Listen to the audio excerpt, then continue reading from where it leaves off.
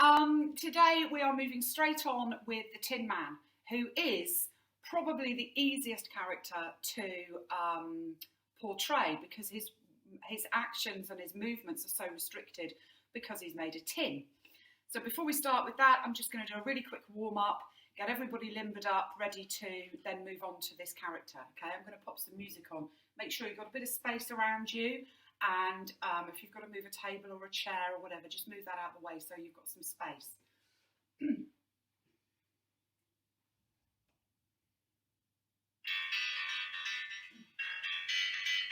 Okay, just jog on the spot, nice and gently. Let's get everybody limbered up. Bring your arms out.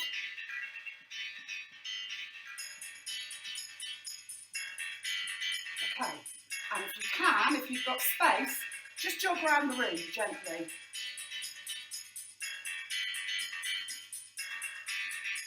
Just have a little jog. If you can't jog around the room, then just jog on the spot. Just jog on the spot if you can't do it around the room.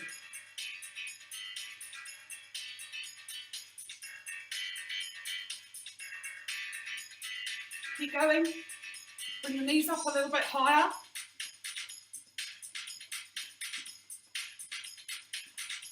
Hopefully you can hear the music. And bring your arms out and in, and out and in, and out and in, and out and in. 3 more times. 2, 3. And back to jogging.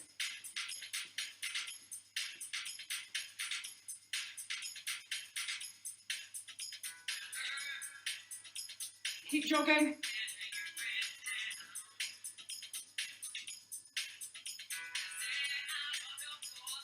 Good song as well. I really like this track. It's really good. Okay, good. Jogging up higher again. And 4 more of those. 1, 2, 3, 4. Okay, good. Just have a little shake out. Shake your legs out. Shake your arms out. Shake, shake, shake. Shake, shake up there, shake down there, shake up there again, shake down there, shake to the side, shake to the other side, putting your foot out the other way, and shake that side, and shake that side, and back up above your head, and down to the floor.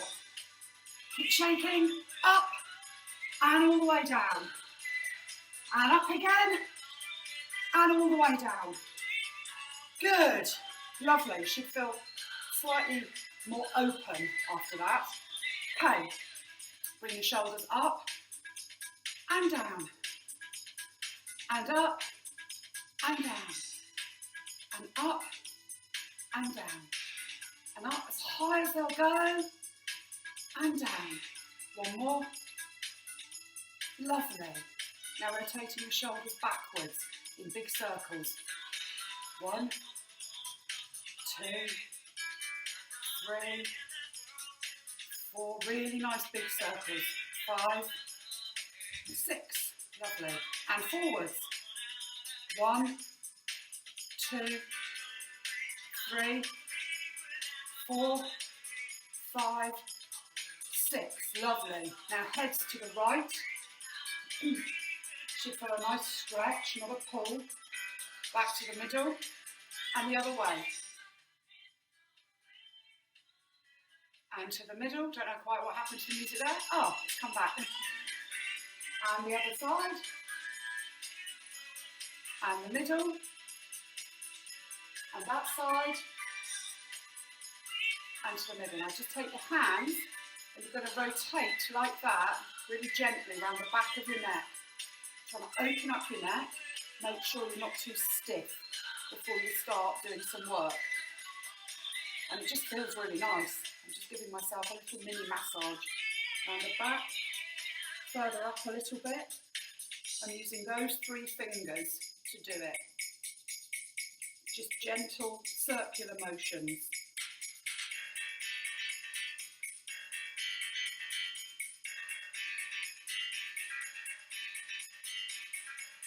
Okay, great. Neck should feel nice and relaxed now, okay? Right. Open your legs up lovely and wide.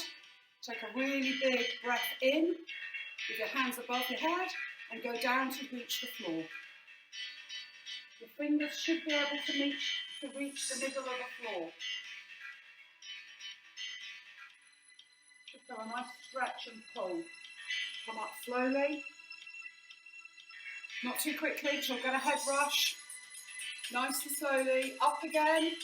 Look towards the ceiling this time. And back. Follow the hands down. Take the head down. Take the head right into the chest. Lovely. Come up. Nice and slowly again. Follow the hands through. 2 more of these.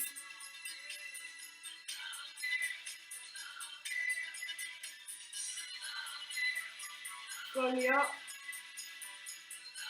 1 more for luck.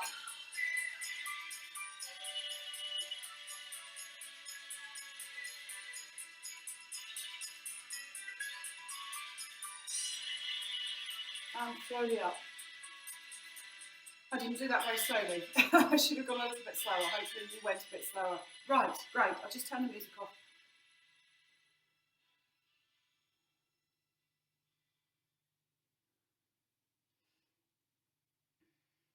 Okay. Have a glass of water if you need to have a drink after that. It's very warm today. So you should feel beautifully warmed up and ready to go. So the thing about the Tin Man is that he is, in many ways, the easiest character to portray. If you were playing this character, you would probably be covered in a costume that would restrict some movement. He's made of tin, and we meet him first of all, when he is stood stock still because he's seized up, because he hasn't been oiled. So if you're made of tin, you basically can't move unless somebody comes along and oils you up, which is what Dorothy and the Scarecrow do when they first of all meet him. He is apparently without a heart, this character, although you never really see that he doesn't have a heart because he's actually a really lovely, warm character. I think he just needs to believe that he needs a heart, which is quite a lovely, sweet story. So when we first of all meet him, he is totally seized up and he can't move. Dorothy gets the oil, puts it on him, and he starts to unwind, if you like, or starts to find some movement. So how to do this and make it very clear that you are restricted is to first of all be stood in a very rigid position. So I'm going to choose this as my rigid position to start with. And the easiest way to think about moving is not from the head and the elbows and the joints that you would normally use, it's to try and think how you would move if you couldn't use those. So I've been practicing this, and all I'm doing is I'm going to move from the waist. So my waist is the thing that moves everything. My head and my arms are not doing any of the work. It's all in my waist. If I want to look to my right, my whole waist has got to take me there, because I can't just move my head, because my head is made of tin. So that rigidness is the feeling that you want to get. So I'd like you to try that with me. Put your arms up into a position that you know that you can hold into that position, and then just try turning from the waist. It's quite an unusual, weird feeling because you are suddenly restricting your whole body. I'm going to the right, and then I'm going to the left. And it feels weird. It's meant to feel weird, okay? So that's how I would move my top part of my body. My legs, we all move our legs because we have knee joints. So what I would like you to try and do is to totally lock your legs. So nothing is moved from the knees, it's moved as one action, like that. If you can see that on the camera, if I just move back a bit, maybe I can show you. So my knees are locked, so all I'm doing is that. 1, 2. Now what I'm going to do is I'm going to try and walk. So I'm going to bring my arms back up, my head is stiff, and my legs are stiff, and I'm going to take a few steps forward like that.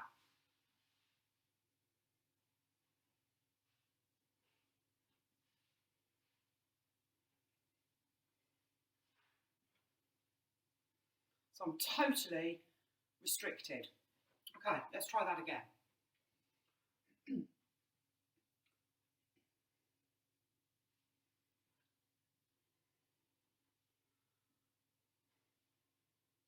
It's really difficult not using your knees.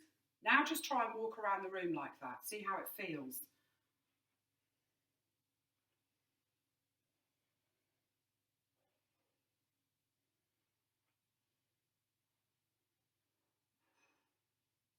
So the only part of my body that's making any movement is my waist.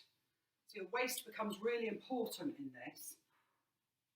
And remembering to keep your knees locked. It's much harder than it looks to actually create this character, but once you've got it and you've practiced it, it becomes sort of second nature really. And then say you wanted to pick something up. Again, it's got to come from the waist. So in front of me is a cup, okay? I'm going to pretend that I'm picking up a cup. Again, it's my waist that I'm using and my shoulders. I'm going to pick the cup up and then I'm going to drink from it.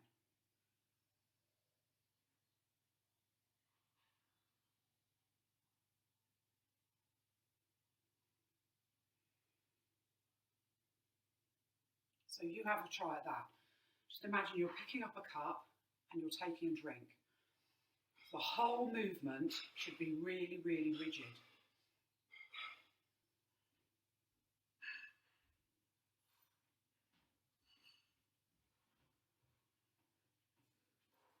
And take the drink.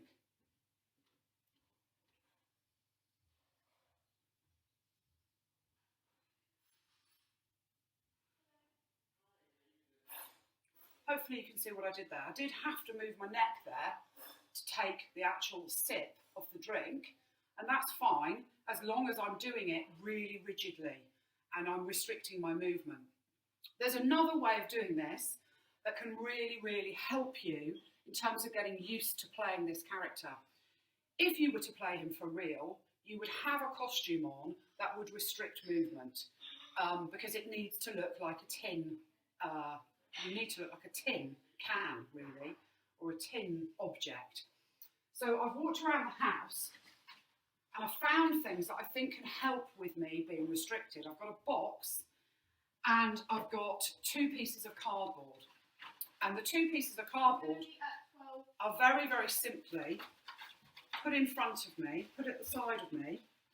Now, I don't even have the use of my elbows, because before I was like that, and I was moving like this. Now, I don't have any option but to keep my hands totally straight. Sorry, my arms totally straight.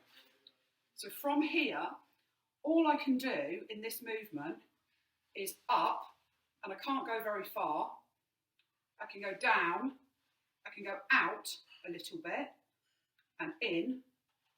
That partly because I'm holding the cardboard, but basically I'm trying to play around with being restricted. There is another way of doing it, which is to have that at the front of my body. So I'm holding it at the base. I've got no movement all of a sudden in my elbows. All I can do is that, and that's as far as I can move. So then if you add in trying to walk with the arms, it's even more restrictive. So if you've got things around the house that you can use just to try out being even more restricted, you could even spray paint them silver if you wanted to, or paint them silver if you wanted to, just to really add to the Tin Man feeling.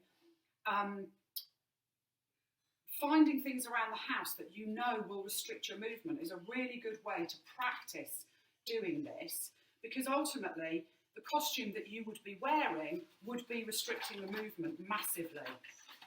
So it's easier to wear this underneath, And again, if I try and walk, I've got really limited movement. I can't really put my arms out.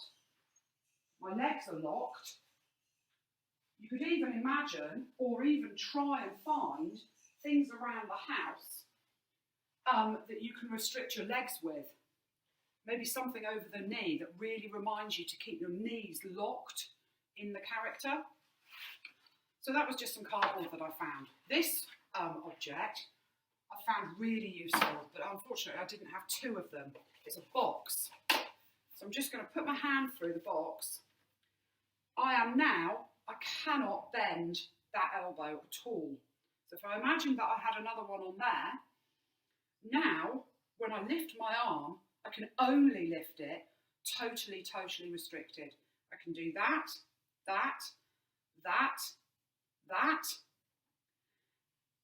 but I can't do very much else.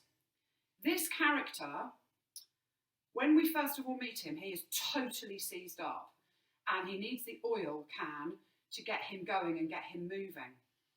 Later on in the script, he becomes more flexible because he's been oiled up and it's all feeling more normal again. But he is still restricted by the costume that he's wearing.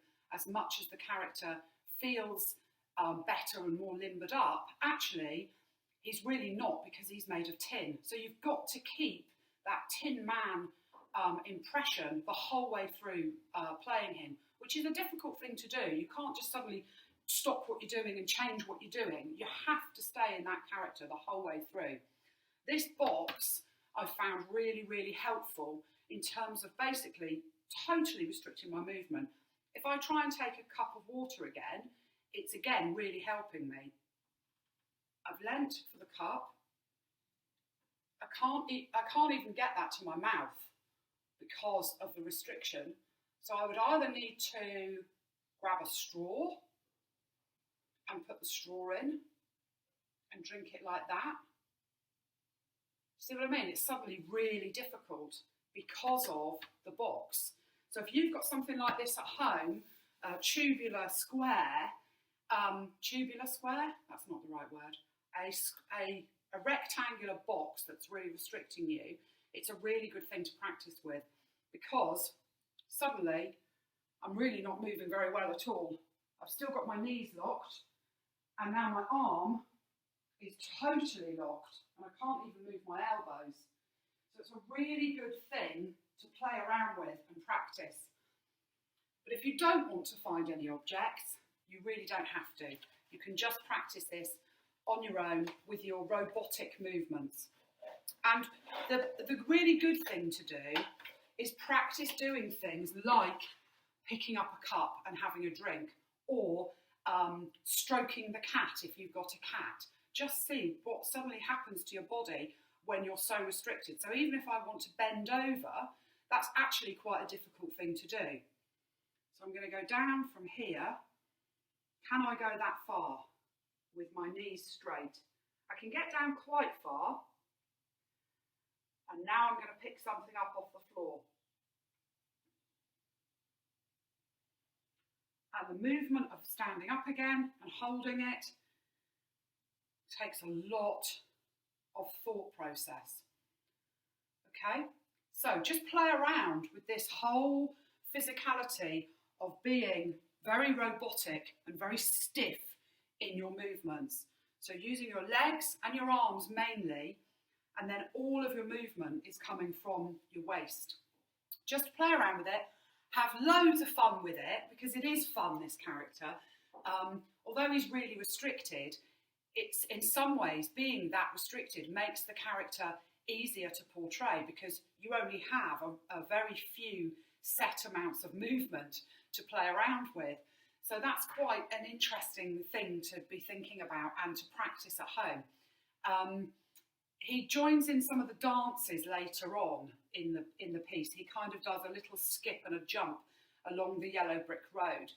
But again, he's the character that is the most restricted, and he doesn't have the luxury of being able to do what the other characters do. I hope that's been helpful. I hope you've enjoyed it. And next week, we are moving on to the cowardly, frightened, scared lion. So I will see you next week. Please keep washing your hands. It's really, really important. Please keep watching the sessions. Please send us in stuff. We desperately want to see what you're up to and what you're creating, whether it's the singing, whether it's the art with Amy, whether it's something that you've done with me, or you've done some soundscapes and some sounds with Hugo. Please send them in to us because we would love to see them. And I will catch you next week. Bye.